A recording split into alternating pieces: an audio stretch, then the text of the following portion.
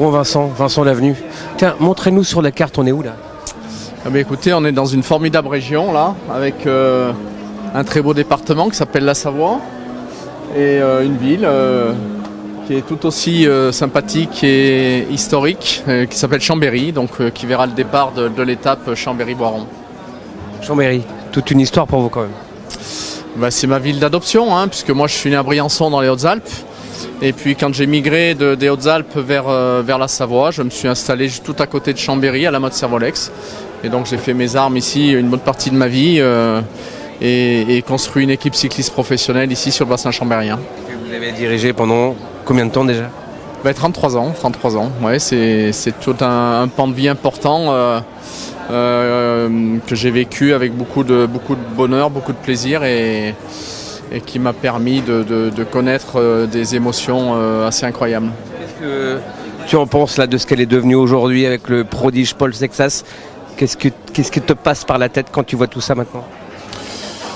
Je suis toujours très attaché aux coureurs, puisqu'une grande partie des coureurs qui sont issus aujourd'hui, qui font partie de cette équipe aujourd'hui, Decathlon, CMA, CGM, sont issus de nos rangs, de notre formation, dont d'ailleurs Paul Sexas, qui a intégré l'équipe junior à l'époque, alors qu'il n'était seulement cadet première année. Donc c'est là que nous avons commencé à obtenir ces rendez-vous et ces accords avec ses parents. Et donc en tant que cadet 1, il a intégré l'équipe junior qui était la réserve des différentes équipes. Et voilà, et Paul ensuite a franchi carrément le Rubicon directement de la catégorie junior à la catégorie professionnelle dans l'équipe World Tour. Donc je regarde toujours cette équipe, et notamment les coureurs, avec beaucoup de tendresse, puisque c'est l'équipe aujourd'hui de Decathlon CMA CGM et l'émanation de l'ex-équipe AG2R à la mondiale et ex-AG2R Citroën. Le passé est digéré? Oui, au fond de moi-même, j'ai toujours cette blessure qui est là. Forcément, on ne peut pas effacer ce traumatisme qui est arrivé subitement et violemment. Après, la vie continue. Pour ma part, je travaille sur d'autres sujets, d'autres projets. Je n'oublierai jamais ce qu'AG2R a fait pour moi durant toutes ces années, pendant 30 ans. Ils ont été partenaires fidèles, extraordinaires. Ils m'ont permis de faire grandir cette équipe petit à petit, de structurer, de travailler sur la formation. On connaît les coureurs qui sont passés par cette équipe, les Romain Bardet, les Lance Peters, les Benoît Cosnefroy.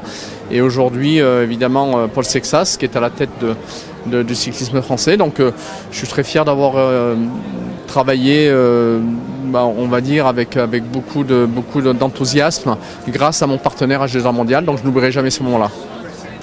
On revient à Paul Sexas, toi qui l'as découvert, qui l'a fait grandir, sincèrement, pour son premier Tour de France, tu le voyais capable de faire tout ça et c'est pas fini?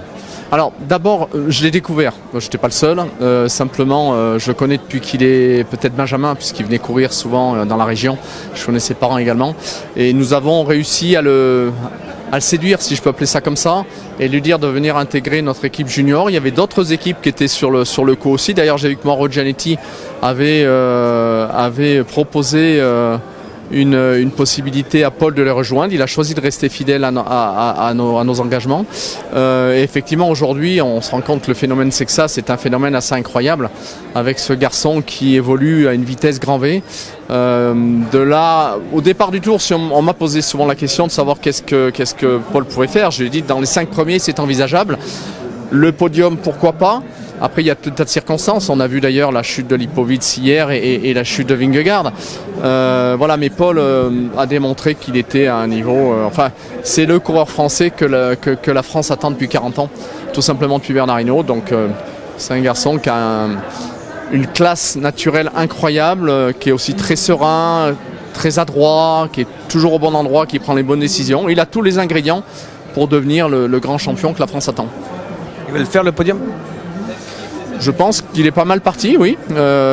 Aujourd'hui, il est pas très loin de Del Toro. Entre lui et Del Toro, ça se joue à pas grand-chose. Remco est très très fort. Super, c'est vraiment un coureur qui est... Est-ce qu'il va passer la dernière semaine de montagne? C'est aussi des questions qu'on se pose. Derrière lui, il y a Camayuzzo et Et puis l'autre coureur dont j'ai bouffé le nom, qui sont pas très loin non plus. On sait très bien qu'une défaillance peut arriver auprès de n'importe qui, pour Paul ou pour un autre. Donc le podium est tout à fait envisageable. Oui. Moi, on se connaît depuis longtemps. Vincent Lavenu a toujours rebondi. Et là, après les hommes, c'est les femmes avec ma petite entreprise. Le pari est gagné. Ah oui, alors je rebondis. D'abord, j'ai répondu favorablement à un projet qui a été initié par deux personnes qui sont des entrepreneurs savoyards, qui s'appellent Michael Amand et Aymeric Ducruet, et qui m'ont présenté ce projet. J'ai trouvé que c'était un projet qui était plein de bonnes valeurs, plein de bon sens. Donc j'ai décidé de les accompagner, de leur apporter mes connaissances, mon réseau, pour que cette équipe puisse évoluer rapidement. Et dès la première année, en 2026, on a obtenu le sésame de la part de l'UCI pour obtenir la licence Pro Team, ce qui nous ouvre des courses internationales importantes, dont le Tour de France. On va participer dès notre première année au Tour de France et on a déjà des résultats qui sont somme toute très intéressants, puisque notamment Célia Lemuel est devenue championne de France de chrono professionnelle devant notamment toutes les meilleures françaises. Donc ça, c'était un vrai plaisir. On a aussi Clémence Latimier qui réussit des très très beaux résultats et Océane Mahé également. Donc on a une équipe qui est dès la première année opérationnelle, qui a un bon niveau et surtout qui permet à ce nouvel modèle économique de vivre et d'espérer. Voilà, je rappelle, le modèle économique, c'est les petites, moyennes entreprises qui viennent en support de cette équipe professionnelle. Donc on souhaite toujours avoir d'autres partenaires pour nous permettre de grandir, d'évoluer, de perdurer. Donc si des gens m'écoutent et si des particuliers ou des entreprises ont le message, rejoignez-nous sur ma petite entreprise équipe cycliste et vous verrez, il y a plein de belles choses à faire. Vous allez donc découvrir le Tour de France femmes avec Zwift. C'est pas que seulement montrer le maillot. Hein. Non, on a des ambitions. D'ailleurs, ces derniers mois, l'équipe était performante. Je pense qu'on a bien préparé le Tour de France avec un stage en altitude à Puy-Saint-Vincent, dans les Hautes-Alpes, pendant 3 semaines. Donc les filles ont bien bossé. Donc on sait que c'est un passage obligé pour réussir. Et voilà, on a 3-4 filles qui sont à un très très bon niveau. Donc on va aborder ce tour, évidemment pas en tant que favori. Il y a des grandes équipes qui sont là pour ça. Mais avec des ambitions, avec l'envie d'aller à l'avant, d'aller pourquoi pas prendre échappée et le gain d'une étape. Ce serait quoi votre premier Tour de France femme avec Zwift? Ça serait quoi un Tour de France femme réussi pour vous? Pour votre petite entreprise qui ne demande qu'à grandir? Oui, ma petite entreprise, ce serait une place dans les 15 premiers au classement général. Je pense que c'est envisageable dans les 15-20. Et également une victoire d'étape, ce serait le must, puisqu'on a déjà réussi de belles choses. Et si on arrive à gagner une étape, ce serait extraordinaire. Merci Vincent. Merci.